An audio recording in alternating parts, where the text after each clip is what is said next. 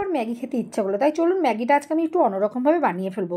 কিছু বাচ্চারা আছে, যেরকম আমার ছেলেই স্যুপ করে দিলে খেতে চায় না, যদি এইভাবে রান্না করে দিই ও খুব ভালো খায়। অনেক বাচ্চারাই আছে স্যুপের মতো করে দিলে খেতে চায় না, কিন্তু ওরা চাউমিনটা বেশি পছন্দ করে, তাই আমি চাউমিনের মতনই বানাবো। তো প্রথমে পেঁয়াজ লঙ্কা ভেজে নিলাম, তারপরে একটা ডিম দিয়ে সেটা ভুজিয়া করে নিলাম, জাস্ট অল্প একটু নুন দিলাম, যেহেতু ম্যাগি মশলায় নুন থাকে, দিয়ে এবার ম্যাগিটাকে ঢেলে দিলাম। ম্যাগিটা আগে আমি চাউমিনের মতো সেদ্ধ করে নিয়েছিলাম, তো ঢেলে দিলাম, বেশ কিছুক্ষণ নাড়াচাড়া করে এবার আমি দিয়ে দিলাম এটার মধ্যে একটা ম্যাগি মশলা।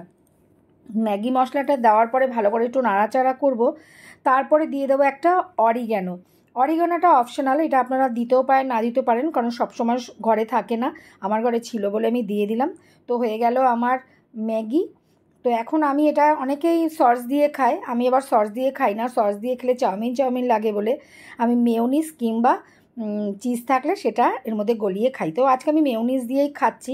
সত্যি কথা বলতে বানিয়ে খান ভীষণ ভালো লাগে।